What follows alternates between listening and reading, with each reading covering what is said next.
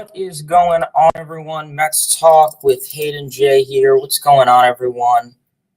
Give me one second to fix the microphone. Let's see if the audio sounds good. All right, audio sounds good. So what is going on, everyone? Mets Talk with Hayden here. I hope we are all doing extremely well. I hope everyone is enjoying their 4th of July today. As we know, today is July 4th, Independence Day. I am a big history buff, actually, so a little fun fact if you guys did not know. I don't know if you guys follow me on my personal Instagram, but I am very into history, government, law, politics, all that stuff. So today is one of my favorite days of the year. Obviously, get to celebrate the independence of the United States. And, of course, what a great American tradition by watching a baseball game. So today we have a little bit of an early stream than usual just because it's, 4th of July. I have some plans later with some people. So figured I still want to, knock out today's stream. So I figured, hey, I'll do a 12 o'clock stream. Why not? But what is going on, everyone? Mets Talk with Hayden is the name. Hope everyone is doing extremely well today.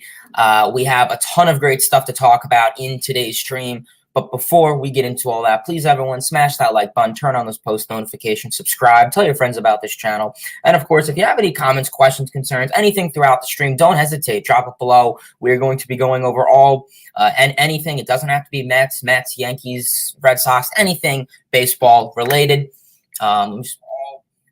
Okay, yeah, microphone is fine. Just want to make sure it was fine. But in today's stream, we are going to be going over the New York Mets and the Texas Rangers series summary. Then we are going to be transitioning into the New York Mets and the Cincinnati Reds series preview. The Mets are going to Cincinnati to play a 3-game set there, so super exciting to see out of that. Hopefully, we'll have some good news to talk about there.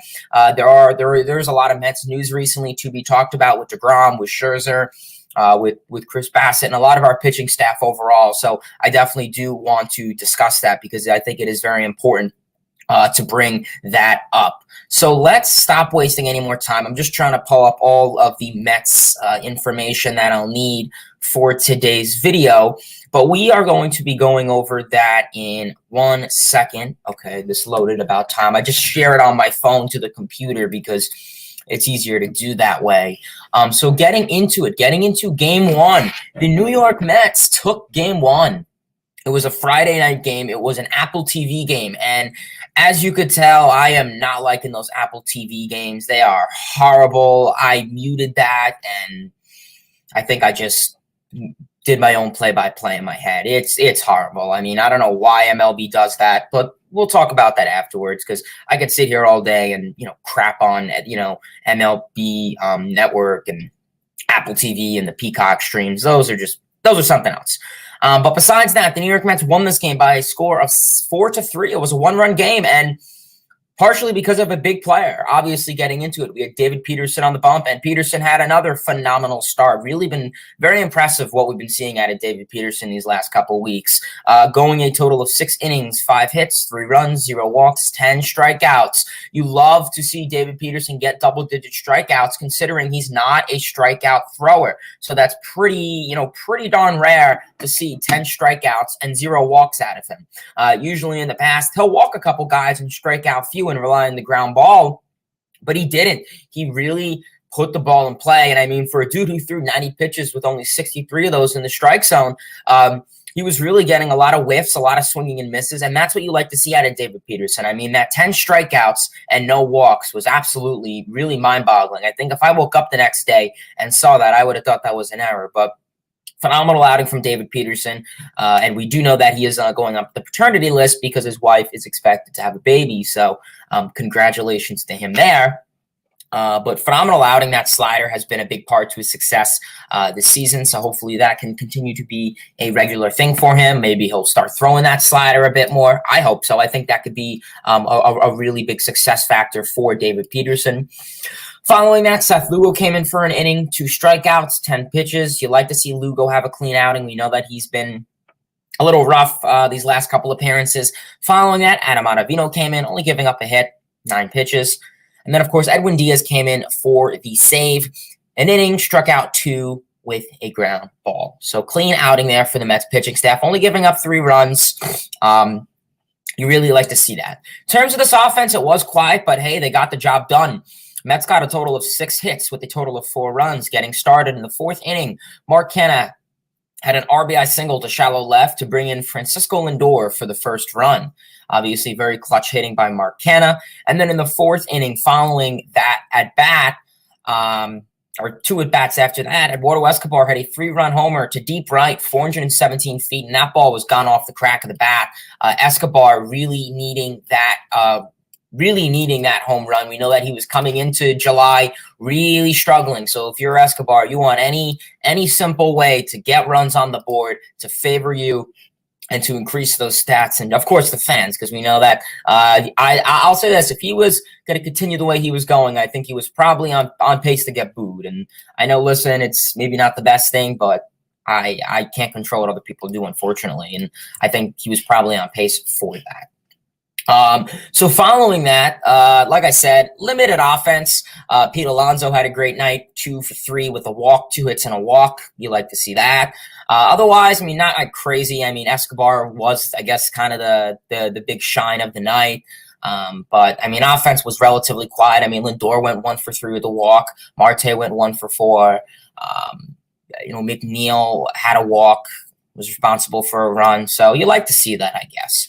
Obviously, David Peterson gets the win, and Edwin Diaz gets the save for his 17th of the year. And a little fun fact, yes, David Peterson is 5-1 on the season, but in games started, the team is 9-3. So I think David Peterson really this season has been a big part of this team's success overall, to say for the least. He's been a big part to their success. He really stepped in to the role to take care of Degrom's spot and Scherzer's spot. And I think without Peterson, you look at 9 wins. I mean, could that, we don't have to see any more Jared Eichhoffs and, Thomas Sapuckis and Corey Oswalds that we've seen in the past couple of years. No, we're not having those starts anymore because we have depth, and that's the biggest thing. I mean, I can only imagine. I mean, if we didn't have David Peterson, I mean, who would it have been? Would it have been Yamamoto? Would it have been, a Jared Eichhoff type player? So that's really why I say David Peterson, really, I give him tip of the caps. And I get it. He did the same thing in 2020. Say what you want if it was a real season or not, but just what I'm going to say is I think he's capable of really coming into clutch when there's a lot of absences. So good game for the Mets, winning game 1 by a score of 4-3. Getting into game 2, the New York Mets did not have the best of luck. They lost this game by a score of 7-3. Obviously, the New York Mets had Trevor Williams on the bump, and Williams didn't look as sharp. Edge pizza from Pizza Hut. Whoops, sorry about that. Obviously, he did not look as sharp. 3 and 2 innings pitched, 5 hits, 5 runs, a walk, and 3 strikeouts. Not the most clean inning for him, obviously. He had a little bit of time with some home runs, gave up back-to-back home runs. Back-to-back home runs in 1 inning. So a little bit of unfortunate luck there from Trevor Williams. The balls just carried, like off the bat, it didn't really look gone. I thought it was maybe a little bit deep on the warning track or, a little bit ahead of the warning track. But no, they were able to, I guess, get the job done, unfortunately, against Williams, who's been mainly consistent for the most part this season. Like I said, I mean, Williams, he's not like, an impressive pitcher. I mean, his stats don't look ideal, but I mean, he gets the job done, and unfortunately, he wasn't today. And then following that outing, we had Jason Sharif came in. And I literally looked at Mets Twitter, and everyone on Mets Twitter saying, don't you dare put him in. Sharif's a bum. He should get DFA'd, yada, yada, yada. He only faced 1 batter and struck him out in 5 pitches. So, okay, he got the job done there. Following that, Adonis Medina came in, 2 innings, only gave up a hit. And honestly, phenomenal, good work from Adonis Medina. I mean, I really respect this dude. I mean, coming into the season, I had no idea who he was. I think I've heard his name maybe once or twice.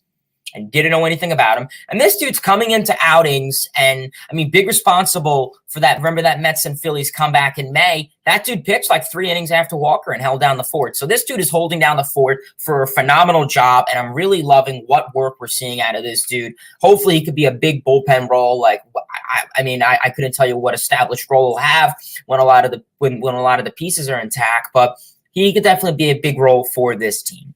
Following that, Dolly Rodriguez came in, went an inning, only giving up 1 run and a walk and 2 strikeouts. Okay outing there. And then Tommy Hunter came in, 2 innings, 4 hits, a run, and 2 strikeouts. So a little bit of unfortunateness there. In terms of this offense, it was pretty quiet for the most part. They got 9 hits, but the runners in scoring position was horrible. The Mets had a total of 16 guys on bases, but they couldn't score anyone with their life. In the first inning, you hope things got started off good with Starling Martay having a 2-run homer to dead center, 418 feet to bring in him and Brandon Nimmo, and started off good. And then, unfortunately, they were not able to get the job done. But in the fourth inning, Eduardo Escobar, hoping to start a rally, had a solo home run to left center, 394 feet. That's all she wrote. Rough game offensively. Alonso went 0 for 4. That's obviously really unfortunate game. Nimmo went 1 for 5. Alonso went 0 for 4. Canna going 0 for 4. Guillorme 0 for 4. Guillorme's starting to go back to what he used to be. Nito for 3. Really the only good parts of the day was Lindor 2 for 2 with 2 walks. Got on base all 4 times, and Marte went 2 for 4. Otherwise, really unfortunate outing. No one walked, which is not super surprising considering Perez is definitely has good command and definitely doesn't walk a lot of guys. But definitely really surprising. You think at least the bullpen would have at least given up 1 walk, but no, we didn't get a single walk this game. So very unfortunate, but that's how it goes. Getting into game 3 and the final game of this New York Mets and Texas Rangers series. Obviously, the Rangers and Mets will not see each other until next year. Obviously, getting started. I don't know why it's keep putting on that stupid Subway ad, or whatever that is, Pizza Hut. Sorry about that. But getting into it, the New York Mets won yesterday's game. We had Carlos Cookie Carrasco on the bump for the New York Mets, and Carrasco had a much better outing than the last couple appearances that he's had. Going 5 2/3 of an inning, 6 hits, a run, a walk, 8 strikeouts, 102 pitches, so he was definitely pushed. You would have liked him to get out of that 6th inning, but unfortunately, he had 2 runners on, and, Buck wanted to go to the bullpen, especially with, the 2 lefties coming up in the Texas Rangers order, so that's unfortunately just how the game works sometimes, but Carrasco looked much more sharper than his last appearance. I'm not saying, he was elite this time, but much big improvement compared to his last 2 starts against the Houston Astros, where he really got roughed around. Overall, I guess hopefully his next appearance can be good, but overall, I'm much more positive with Carrasco going into the future, knowing that he put up a good outing like this. So we'll see. And following that, Dolly Rodriguez came in for 1 1/3 of an inning, only giving up a walk and 2 strikeouts. Really been liking what I've been seeing out of this dude. An absolute steal. I can only imagine if we still had Miguel Castro, that would have been something else. Following that, Adam Ottavino came in, an inning, clean, and then Edwin Diaz came in for the save and got into a little bit of a jam, but he was able to get out of it. An inning, a hit, a walk, 2 strikeouts. Obviously, did have the tying run up at bat, but he was able to get the job done. So really tip of the cap for Diaz, starting off his July very clean. We know that he's coming off of Reliever of the Month.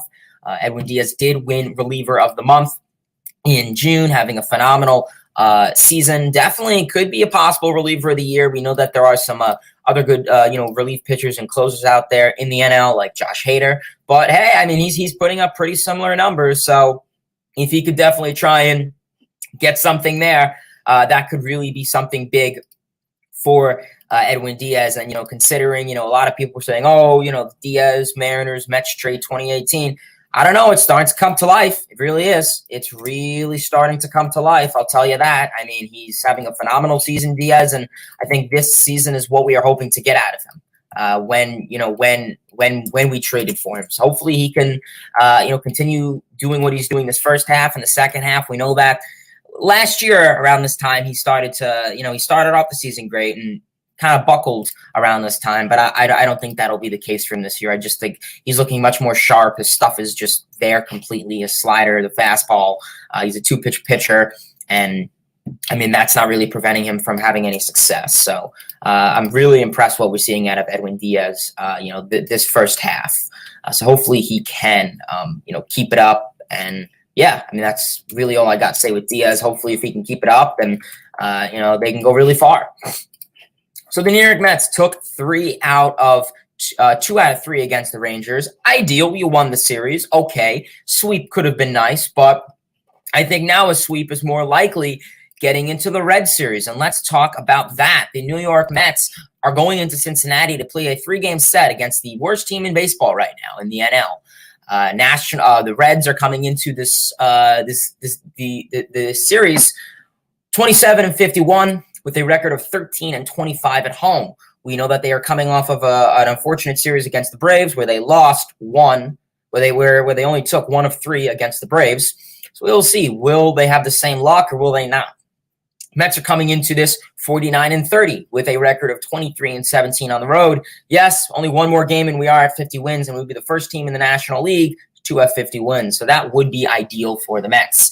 Getting into it, tonight's start is at 6:40. I love those 6:40 starts. If you guys don't know me by now, I love those 6:40 starts. I just couldn't stand those 7:10 starts.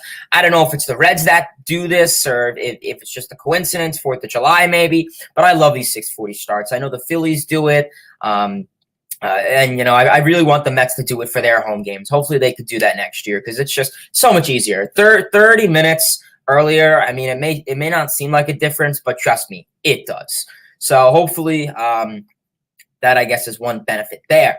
But getting into it, obviously, we left Taijuan Walker on the bump for the New York Mets. Obviously, 6-2 on the season, a 2.72 ERA, a 1.17 WHIP, 72 2/3 innings pitched, 52 strikeouts. Obviously, Walker is having a phenomenal season. We know that splitter has been a big part to his success. He's really using that much more than the last couple seasons that he's pitched in the major leagues and with his time in Toronto and Seattle. And this has been a big part to his success this season. We didn't really see it a whole lot last year, but that increase in that pitch has really been a huge factor to his success. We know that last year he was more of a strikeout pitcher. This year, he's kind of a little bit of both. I feel like we could see an outing where he'll get 10 strikeouts, but then we'll also see an outing where he'll get 3 and rely on a lot of ground balls. Like, batters are still going to chase him. He's still, 87th percentile in baseball savant, to chase rate.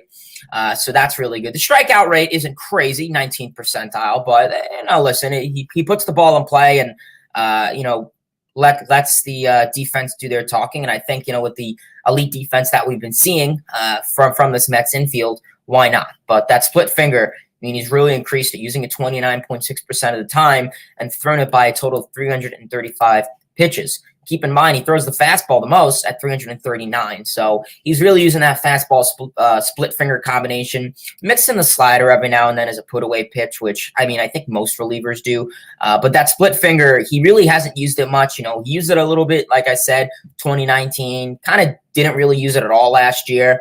Went for the sinker and doesn't really throw the sinker anymore. So hopefully if that could be a part to his success, I say go for it, Taijuan Walker. So hopefully if he could have another beastly start tonight, I'd be for that. For the Cincinnati Reds, they will have Hunter Green. And Green, rookie season, he's had his highs, he's had his lows, he's looked promising, and then in some parts he hasn't. Green is 3-9 on the season, 5.72 ERA, a 1.34 WHIP, 74 innings pitched, 93 strikeouts. So he definitely strikes a lot of guys out, but then I want to read his home runs, and he has given up 20 home runs this season. That is not very good. Yes, I get it. Great American Ballpark is kind of a sandbox or whatever they call it. I understand that. But the hard contact this dude gives up is surreal. He's looked promising in some parts of the season. The strikeout rate can be there. He is incredible velocity. This dude can throw, 100 miles per hour plus. This dude can really be lights out. Prospect, obviously, can really be lights out. Definitely can throw plenty of strikeouts, plenty of whiff percentage. But the issue is he gives up plenty of barrels and a lot of hard contact. And the exit velocity off the bat from these guys will be surreal.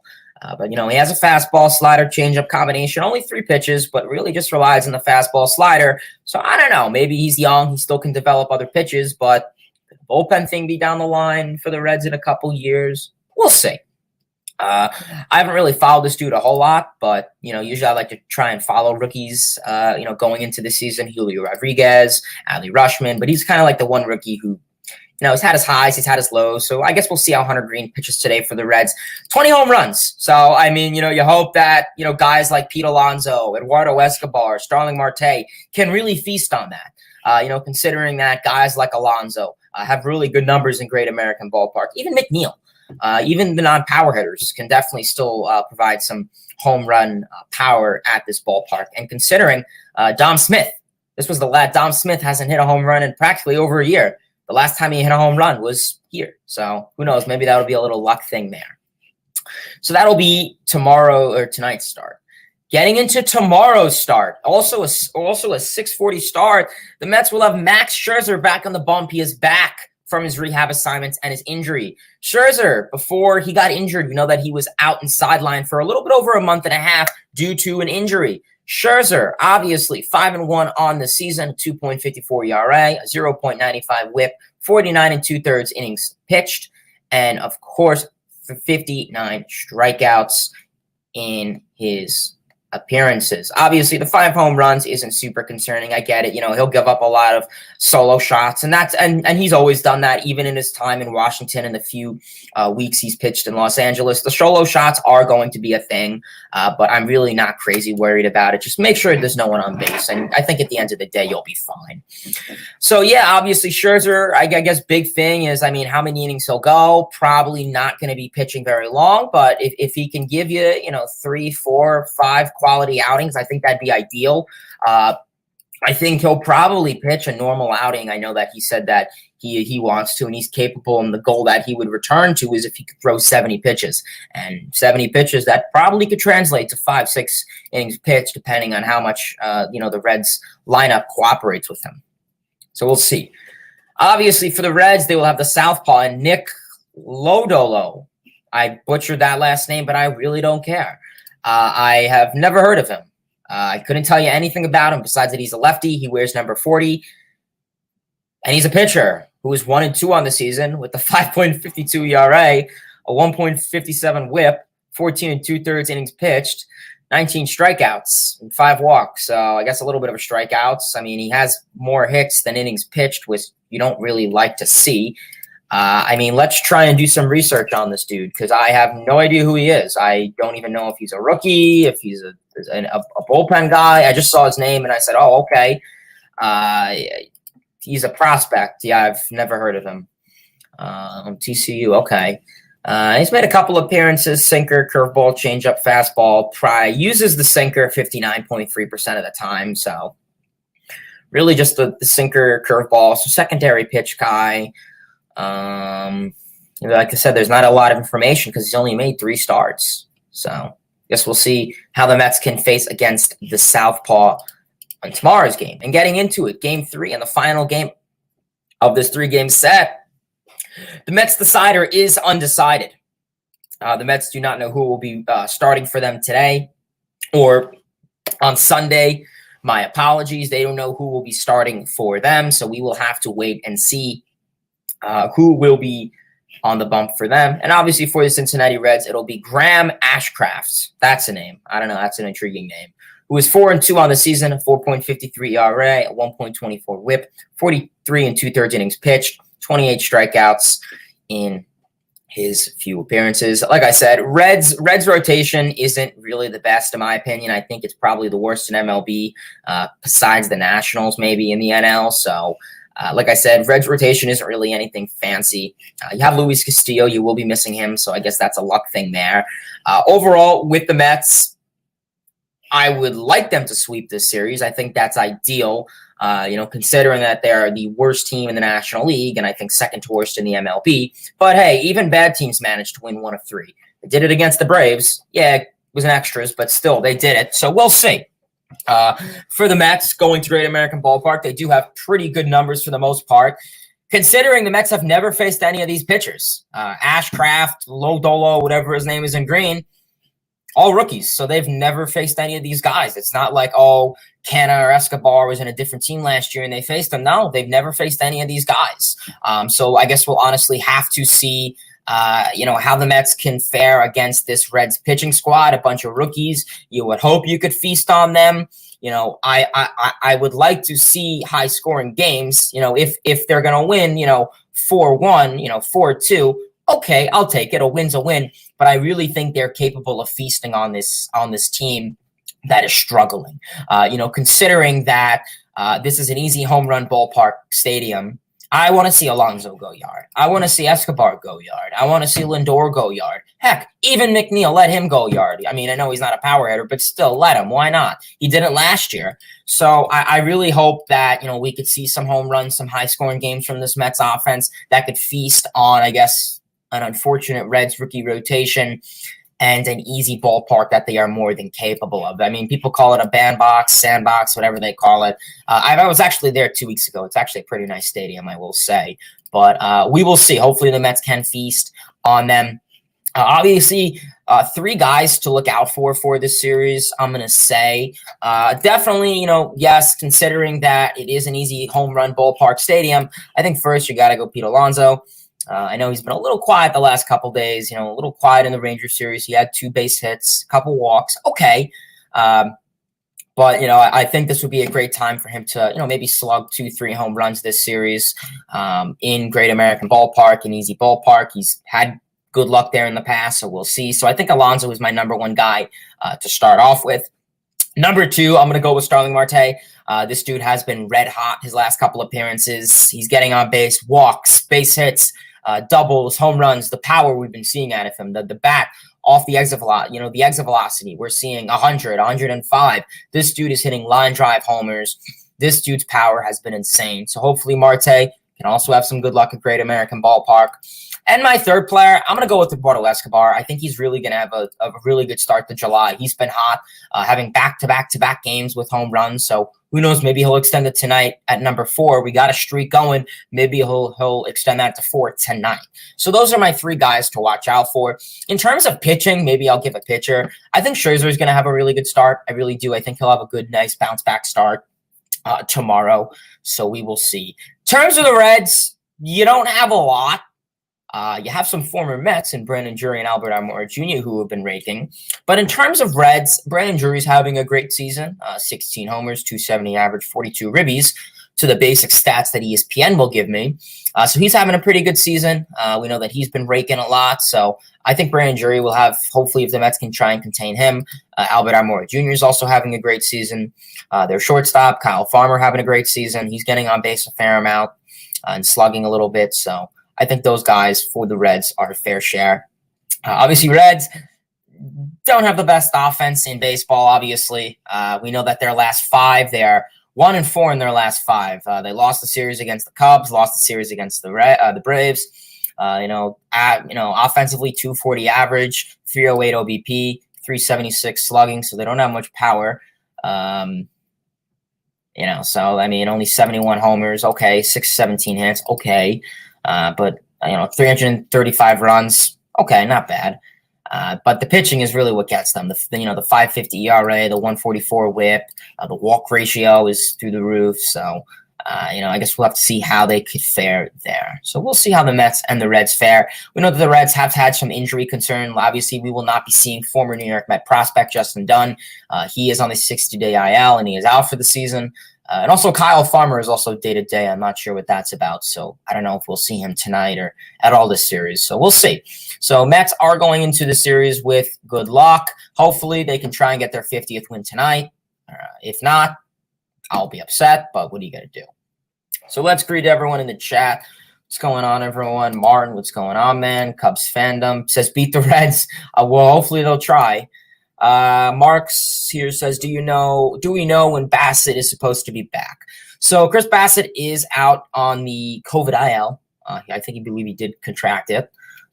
Don't quote me on that, but I think that's what I heard. So I guess whenever the protocol said that he can come back, he will be back. So hopefully a week, maybe I hope 2 weeks. I don't know. But luckily the Mets have the depth that they are able to execute. Karen, what's going on? Trey, what's happening, brother? Cal, what's going on, man? Seth, what's going on? Thank you, man. Happy 4th to you as well. Jack in the Box, Peter, Ruben, what's going on? Cal with our first big comment of the day says, hey, Hayden, how are you, man? Happy to take another series win. That's all that matters. On to the Red Series. Indeed, man.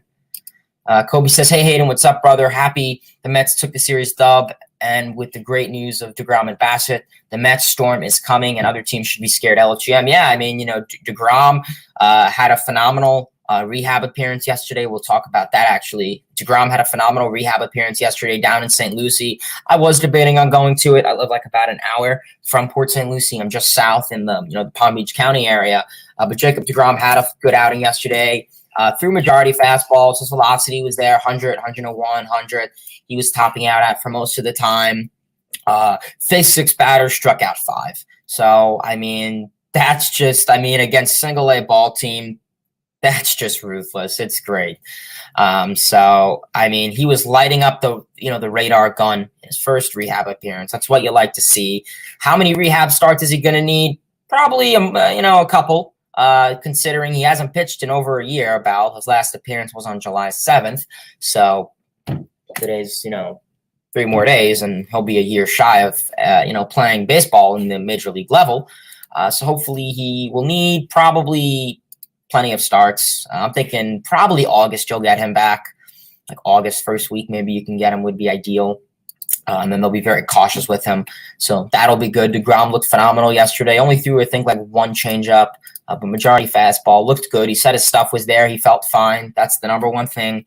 I think Degrom is intelligent when it comes to knowing what's wrong. So, we trust him there. But otherwise, the 34-year-old, he had a great outing in A-ball yesterday. And obviously with Scherzer coming back, on tomorrow. So that'll also be great.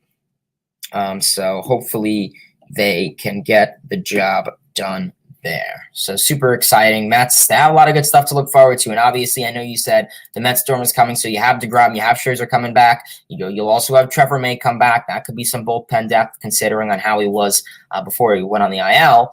So we'll see. But even got, Travis Jankowski, some other good pieces there. So Ibindosa's very impressive series from Eduardo Escobar. He said he's going to give the fans a reason to cheer and a big reason to why we won the series. LFGM, hoping he could say this way. Yeah, I mean, crazy enough, last stream, I was on here saying give Guillorme more, playing time, and it's kind of switched. Guillorme didn't do jack diddly squat this series. Offensively, he was good defensively, but still. And Escobar provided majority of the offense. 3 home runs in 3 games. It's what you like to see, back-to-back days with home runs. So, yeah, hopefully he could really continue to do that because like I said, behind Pete or whatever spot Escobar's hitting in, whether it's the 5th, the 6th, the 7th, whatever, he wasn't really doing much. We know that when we got him, we were hoping that he could be this power hitter, hopeful guy behind Alonso to give him some depth. And we haven't really seen much of that this season. And it's really good that now we are seeing it. It really is. So, if he can continue to do that, that'll be really big, I think, for this New York Mets ball club down the line. So overall, super exciting to see what we can get out of Escobar. Hopefully he can continue to stay hot. He's having a good July so far. It's only been 4 days, but still. So hopefully he has a good series against the Reds. Trey says, Mets could be the first team in the NL to get to 50 wins today. Let's go. That is true, man. That is very true. They can be the first team to get to 50 wins. And arguably, I know the Dodgers lost and the Padres won, but I don't know what the Padres standings 2022. So looking at it, Mets are 49, Brewers 46, Padres are 47, and Dodgers are 49. So considering what time the Dodgers play today, yeah, Mets will be first even if they win tonight because the Dodgers isn't until 9:10, so game would be over. Sports Fan says the fact we have 7 actual major league starters on this team when healthy is not talked about enough. Yeah, that's a good point, and you have a lot of depth, and that's what all good ball clubs need is depth.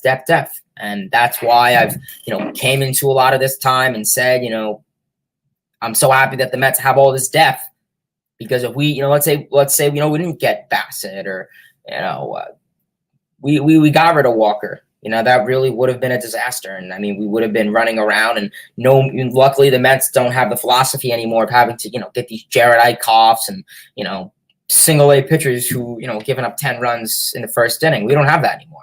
I remember, in 2019, last year we had Eichhoff start and horrible appearances from him. Luckily, we don't have to deal with that anymore. If you guys could just give me 1 second, that'll be appreciated. Okay, sorry about that. Action Jackson, what's going on, buddy? Marlins catching up in the standings. Yeah, you know what? The Marlins, honestly, I know they're playing right now against the Nationals. And the reason, because I heard everyone was saying, why are they playing at 11:10? Because 4th of July, the DC team always plays early. I remember the Mets played them, I think, a couple years ago, and it was at 11:10. But, yeah, that is why. Yeah, Marlins 37-40. Only 3 games under. Not bad. They could make a big move at the deadline and help them out. Their pitching has been a big part to their success. The offense has had their fair share of quietness, but nice big bat at the deadline for them could be big. Ruben, what's going on? He says, what's up, Hayden? How are things doing? Positive talk for the Mets with Scherzer coming back this week and DeGrom's first rehab being a success. Yeah, man. I mean, I'm really not complaining super much. I mean, considering that we're getting two of the best pitchers in the game, arguably, back Saturday and then not Saturday, Tuesday, my apologies. I keep thinking it's Friday for some weird reason on Tuesday, tomorrow, that's huge. And then DeGrom's first rehab looked up to par, and he's looking good. I went over that. So hopefully, like I said, I think it'd be pretty hard for them to do what they did last year and choke in the second half. People saying, oh, the Mets will choke in the second half. I'm not denying it or agreeing with it, but I'll say this. It would be very hard for the Mets to choke in the second half, considering that you're going to get Degrom back. You got Scherzer back now. It would be really hard. Unless the bats just completely die and, they're not scoring, 2 runs at all a game, okay? But even if that's the case, Degrom and Scherzer, they're going to give, 1 run a game. So I think it'd be very hard. I think it's possible any team. I mean, there are teams that are second-half teams, and there's teams that are first-half teams. The Mets were a second-half team in 2019. The Mets were a first-half team last year. So, is it possible they could collapse? Sure, anything could happen. I just think it'd be very hard for them to, considering that you're getting Degrom and Scherzer back. And then, Joey Lucasy, that's a good point there. So, yeah. Cal, what's going on? Cal says, feel good to see Degrom back on the mound pitching. Can't wait till he's back in Queens. Likewise, man, likewise. Douglas, what's going on? It's a pretty cool profile picture there, man. Haven't seen you here before. Appreciate you tuning in. He says, I'm starting to get very frustrated with James McCann. What do you think the Mets are going to do with him? Well, at this rate, with James McCann, unfortunately with James McCann, you're just going to have to suck it up with him. You have him for 4 years. You have him for 2 more years. I've seen people, throw around the idea of Alvarez getting called up. And, I mean, that could be a possibility, whether he'll start off as a DH or a catcher Alvarez, most likely a DH probably. Unfortunately, people are saying, hey, give Nito all the starting time. They're going to do the same thing offensively. I mean, Nito's going to strike out and hit the ball on the ground, and same for McCann. McCann will get his periodic hits every now and then. He had that lucky hit yesterday, that double that just hit the foul line. So, it's going to happen, but unfortunately, you're stuck with McCann. It's not like Jason Bay where you could, exterminate the contract. I don't think they'll do that, but it's just unfortunate. Trey says, you guys okay with moving Tyler to the bullpen next month? I think our best possible rotation as of now is Jake, Max, Chris, Taiwan, Carlos, unless we run in a 6-man rotation. Yeah, well, I don't know what's going on with McGill. I saw he was placed on the 60-day IL. I don't know if he was placed on the 60-day IL because of roster construction or if it was actually something wrong. We know that he'll probably be out for another month, and I mean, I don't know what approach they're going to take with him when he comes back, but I think it's more Peterson that you're looking at for if there is going to be a 6-man rotation, it probably will be Peterson. Besides the fact that he's a lefty, you would like a lefty in the rotation. I have always stated that 1,000 times that I value a lefty in the rotation because there's always teams out there who struggle against left-handed pitching, the Mets. And there's other teams out there, obviously, other lineups, other hitters. So I do value that, but as of right now, will they rely on a 6-man rotation? It has its benefits. It keeps Degrom healthy. It doesn't give him as many starts. Same for Scherzer. Same for, a lot of our rotation has had injury concerns. I mean, Degrom, Scherzer, Taiwan Walker has had, the last 3 years of injury concern. I mean, what's going on with Carrasco is I think that was a small fluke. Bassett's not really a concern, but still, even with McGill. So, will I move him to the bullpen? Probably. I think that's a good idea. I have no problem with Peterson and McGill starting off in the bullpen. Get their innings pitched up. Let them, I guess, kind of figure out their repertoire. And then once they feel that they're fully ready, they could release them into the rotation, like any good team would do with a young guy. Connor, what's going on, man? Connor says that the time is now for the Mets to promote Mark Vientos. No production from the catching position and JD Davis and Smith. I mean, I understand that. I think a lot of people have been very frustrated with our DH role. the NL introduced a designated hitter spot in the National League this year so it could help out offense and not have pitchers hit. The only benefits it's had for us is making sure our pitchers don't get hurt at the plate. Our DHs are not doing anything.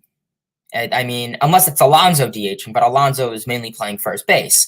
I mean, your DHs really only consist of J.D. Davis, Dom Smith, and maybe every now and then, like Nick Plummer when he was up.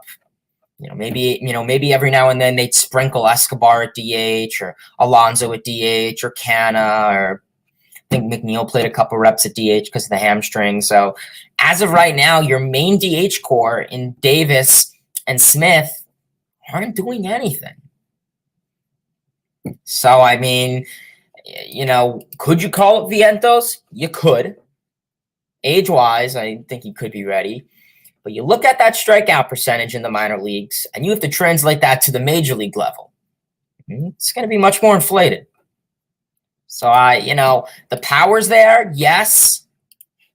The OPS is kind of there. The average is not really there. The on-base percentage is kind of there. But it's like, okay, that's at a AAA level, and you got to translate that to a major league level. And I don't know. So if he could try and tackle that strikeout issue like any power hitter could, then we could talk about something. But, I mean, hey, at this rate, does it hurt? No. Trey says, people don't seem to remember the vast majority of Degrom's injuries were caused from hitting. Yeah, no, it was, man. And then he got resulting injuries from having to overcompensate while pitching because of those injuries while he sustained while hitting. Velocity has nothing to do with his injuries. Nah, I don't really think it does either. But, I mean, it's always good to be safe and sorry. Ivan Diaz says, with Alvarez now being called to AAA, do you think there's a case for him getting called up in September? 100%. Yeah, I mean, obviously, I should mention this, that Francisco Alvarez has been promoted from AA Binghamton to AAA Syracuse. So, I mean, tip of the cap to Francisco Alvarez really making his way up the food chain, or in this case, the farm chain, whatever. And yeah, I mean, a lot of people are saying call him up even when he was in AA, but, let him get to AAA. So this will be, I believe, his first game in AAA tonight. So we'll see how he could, play in it. Obviously AA to, AAA is kind of a big change, kind of like as it is for single to, I think, high A to AA. Those are like the two big determinations. So if he could start off good in AAA, then I feel confident there's a possibility he can get called up in September, play that DH role if really needed. It's a possibility. Expectations for Scherzer. Kobe says, expectations for Max Scherzer for his returning start. Yeah, I mean, as of right now, expectations, I mean, hopefully he can go that 67 innings pitch mark that he had hopes for. We know that he said that when he was a Rumble pony. So hopefully that could be, I guess, the big goal there. Paul, what's going on? Go Mets, indeed. Peter says, Mad Max is back, indeed. Trey says Walker should be an all-star yet again with that 95-plus slider and devilish splitter in the mix. Yeah, Walker's having an underrated season. I will say that. Sports fan says, who is the best defensive player on the team right now? That's a good question. I don't know. I want to say Guillorme. And it's crazy because he's more of a bench role and not an everyday player. Lately, he's been getting a lot of everyday time. But it may honestly have to be Guillorme. I think it really can go to Guillorme. He's been having a really wicked glove over at third, at short, at second. And he's kind of shown that he can really play anywhere. You put this dude at second, short, or third, and he is, making these wizard, Ray Ordonez, elite gold glove caliber plays. So overall, if he can continue to do that, I'd like his bat to get up a little bit higher. I know the on-base percentage could be there for him, but recently he's been a little quiet with the bat. So if he, would like to be an everyday player, you're going to need that bat to get a little up there because no more defensive guys, and then you're dead with the bat. Ruben says, what do you think of the Padres City Connect uniforms? They're all right. I wouldn't buy one, but they're all right. Kobe says, I'm happy that Francisco Alvarez being promoted to AAA Syracuse. He's been doing really good lately. I think an MLB call-up next month or so can be possible. Yes, as stated. Reds organization are like, oh, shoot, we almost made the playoffs. The fans might expect us to spend a little money. Let's just sell our players and believe we're in a rebuild. That's funny, Joe. Yeah, and that's unfortunate. You thought like MLB, with the CBA, that having that extra playoff spot would really prevent teams from tanking.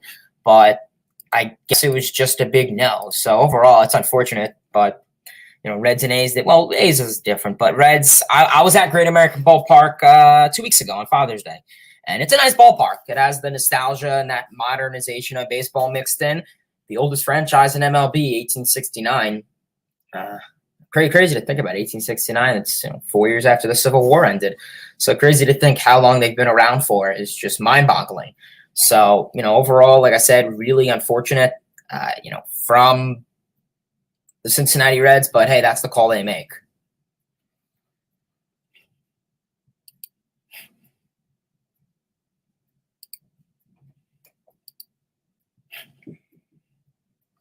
Hold on. Just give me 1 second.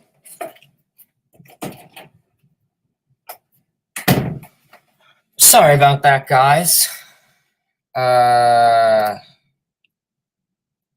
Shit, where was I? Damn it. That's what I hate about when I get someone's at my door. It's what I hate when I get up, because it says it on the screen, the comment, but I can't find where I was. So if I skip your comment now, just re-comment it and I'll read it again, because I'm probably don't even know where I left off. What was the last thing we talked about? Oh yeah, when Joe asked about the Reds organization and the rebuild. We'll just start off with I'll just go all over the place. Timothy, what's going on, man? Happy 4th, man. Happy 4th of July. Appreciate it. Douglas says, when is Joey Lucchesi coming back? Good question. I haven't heard much about him, to be honest. I think right now with Joey Lucchesi, I think a big part. Yeah, he definitely is another guy that's, he hasn't been spoken about in a while. I mean, obviously having Tommy John around last year at this time, he had Tommy John, I believe it was July. And no one's really ever spoken about Joey Lucchesi much. We know that he has that curve and the weird arsenal of pitches, and very nasty pitcher. Definitely has that weird windup. But yeah, Lucchesi definitely is an intriguing pitcher. Definitely can be in that role of, a long reliever, arguably a starter.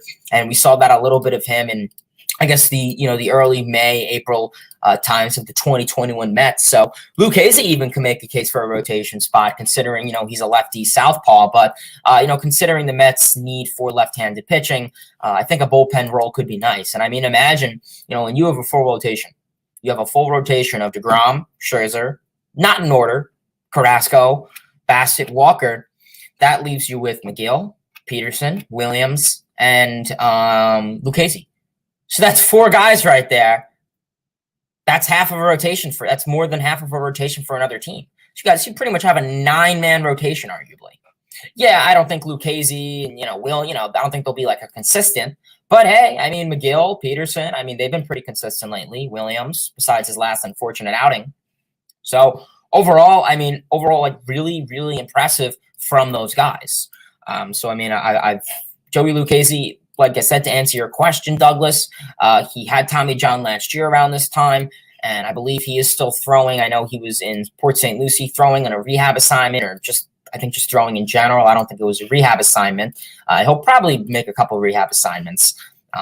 He's a bullpen pitcher, so maybe 1 or 2 couldn't hurt. But overall, I think he says that he's reported that he's fine. His pitches are still there. He hasn't lost anything. I know the curve and the slutter, those 2 pitch combinations, very fascinating and intriguing, are still there. So that's always a big benefit if you're a relief pitcher. Coming back from Tommy John and you have, weird secondary pitches, to make sure that they're still intact and that you're still able to use, throw them and use them without having an issue. So I think that's phenomenal for Joey Lucchesi, and I'm excited for him to come back. He's kind of a, underrated guy. Like, no one really has been speaking about him. Everyone's, focusing on Degrom, Scherzer, yes, as they should. But Lucchesi's kind of the one guy that everyone's just like, oh, yeah, him, right, yeah. So, I don't know. Hopefully he gets spoken about soon. I have no idea where I am, to be honest. I don't know. I'll just start here. Like I said, if I missed your comment, my apologies. Just comment it again and I'll respond. Sports fan says no pressure yet for Diaz when it matters. When great things get serious, they'll fold in like always. Yeah, no, that's a good point. He says in addition to lacking the mentality for the biggest moments, he frequently misses spots as well. Deadly combo if you're trying to get a win when it matters. Yeah, I mean, overall, Diaz has really been a nasty, nasty pitcher overall. I mean, overall, he's really been getting the job done lately. I mean, consistency was the big thing for Diaz last season. He started off the season okay. He was very streaky in the second half last year. We saw he had that, back-to-back Pittsburgh and National Series where he really struggled, and people were throwing out the idea of, oh my God, Ed Luz is back. Ed Luz Diaz is back. And I guess it went into this season questioning, will this be the season he breaks out? It looks like it now. Considering, it's been, 3-4 years right now. We saw it in 2020 in the short season where he really could have been the elite reliever we traded for. And hopefully we'll see it now. Kobe says, with the Dodgers losing last night, let's keep the streak going and be the first NL team to 50 wins, shall we? Yeah, hopefully, man. I mean, that is the goal. Hopefully 50 wins would be ideal for this Mets team. And obviously being the first team to 50 wins would be nice.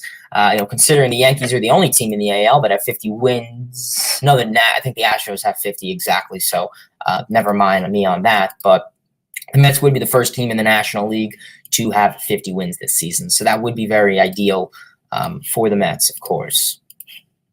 Ivan Dosa's excited to see Max Scherzer tomorrow. I missed him a lot, Mad Max. Yeah, me too, man. I'm excited to see him back. I mean, the rotation's really needed him. I really will say the rotation really has needed him. I think his presence really has been lacked. So overall, I mean, I'm super excited that he'll be back. Like I said, his presence was really needed. I get it. He's been gone for, quite a bit. I mean, in quite a bit, it's been a month. So, I mean, like I said, once Degrom and Scherzer come back, that'll be a lot of happiness for us. Timothy, what's going on? Timothy says, Hayden, should the Mets trade prospects Brett Beatty and Robert Dominguez to the O's for Trey Mancini after the All-Star break in LA? Well, as of right now, I think it's going to be a question is, are the Mets going to make moves before the deadline? You could. And I think Epler, I definitely have faith and trust in Epler for this year's deadline. I know Sandy Alderson really won't be doing much. I think he's really just letting Epler do all the work, as he should. And Epler has been a phenomenal GM so far, so I really have trust in him. I know it's not going to be like past deadlines where, Sleepy Sandy is making moves at 3:59 p.m., 1 minute before the deadline ends. Hopefully Epler is making moves, days before. I know the deadline, I think, is on August 2nd this year. Why did it change? Probably something with the CBA. I really couldn't tell you why exactly.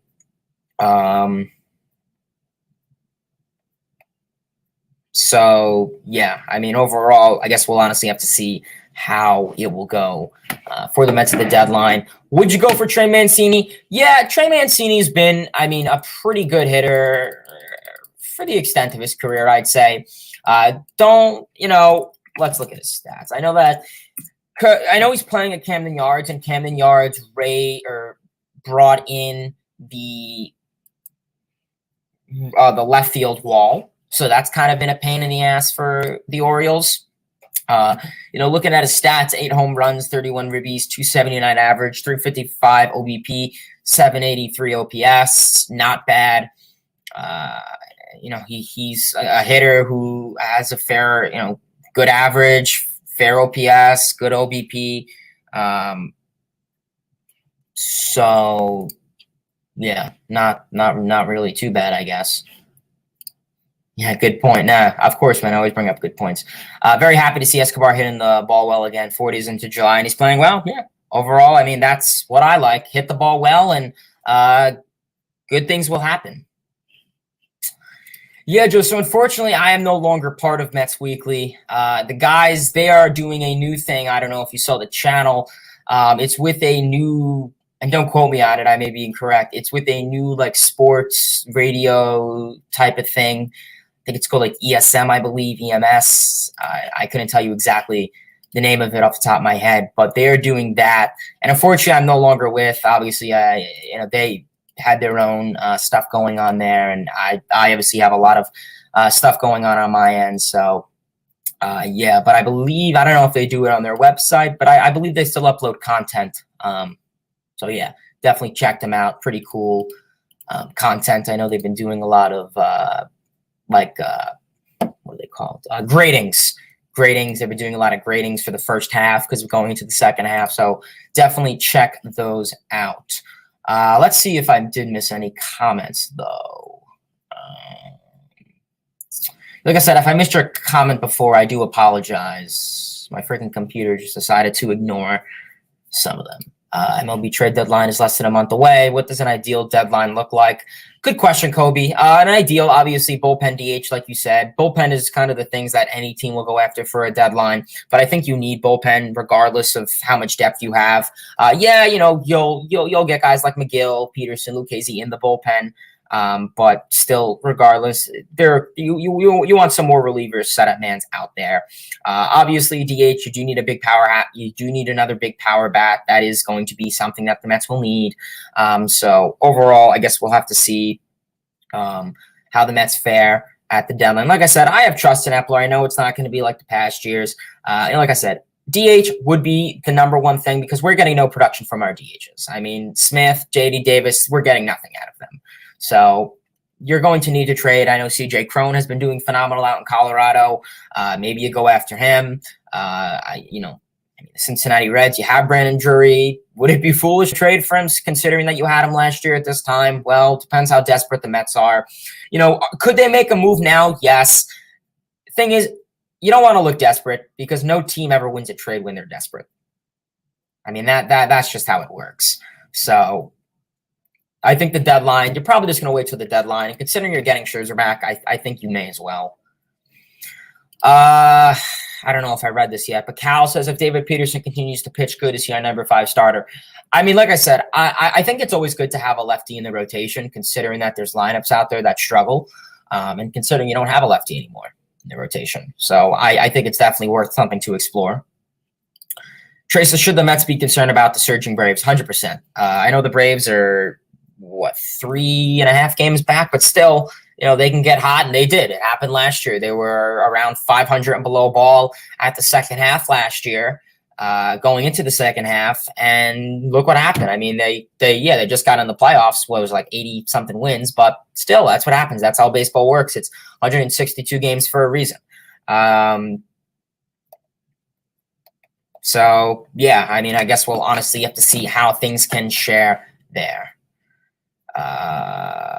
Ruben says, why is JD Davis so unlucky? So honestly, this dude is hitting the ball really well. I'll give him that.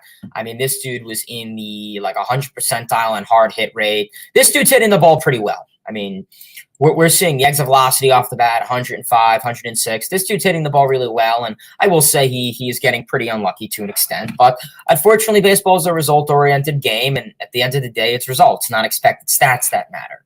And if JD Davis is not going to perform to the best of his abilities, I think same thing for Dom Smith. We've seen how this team is not messing around. They said to Dom, you're not producing, you'll go to Syracuse in AAA.